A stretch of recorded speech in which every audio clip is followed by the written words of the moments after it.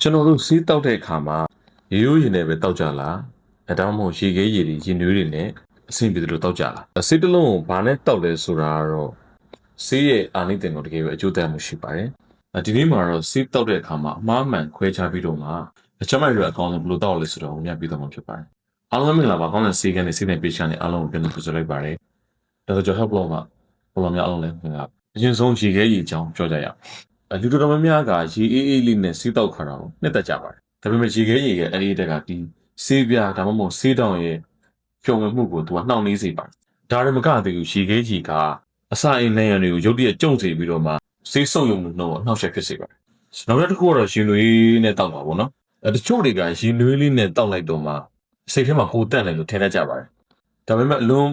ပူတဲ့ရှင်နွေးကဆေးရဲ့ဓာတ်တဘာဝတွေကိုပြောင်းလဲစေနိုင်တယ်လို့ကက်ပဆူဆေးတောင်နေဆိုလဲစာရင်းတွေကိုမရောက်ခင်မှာပဲစောစီဆိုတာအရေးပြောသွားစေတတ်ပါတယ်ဒါကြောင့်မို့ဆေးရဲ့အကျိုးကျေးဇူးကိုပြည့်ဝစွာမရနိုင်ဘူးနော်ဒါကြောင့်မို့အကောင်းဆုံးကတော့အခန်းအခုချိန်မှာရှိတဲ့ရိုးရင်နေတာဆေးကိုတောက်သုံးသင့်ပါတယ်ဆေးတောက်တိုင်းမှာရေတစ်ခွက်ပြည့်အောင်တောက်သုံးပေးခြင်းက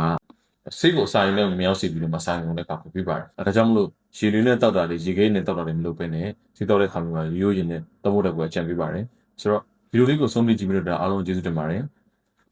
ထုံးစံတိုင်းမှာတည်ကျင်တာလေးရှိသေးတယ်အောက်ကခုံးမှာအောင်ရဒီသားထုတ်လို့ရပါဒီလိုမိမိတို့ကယောဂဝိဒနာတွေခံစားနေရလို့တိုင်ပင်ဆွေးနွေးကြတယ်ဆိုရင်ကျွန်တော်ရဲ့ကောင်းတဲ့စေကံကိုလူကလန်လာပြီးတော့မှတိုင်ပင်ဆွေးနွေးလို့ရပါတယ်အားလုံးမင်္ဂလာရှိသောနေ့လေးဖြစ်ပါစေနောက်ဗီဒီယိုမှာပြန်တွေ့တာပေါ့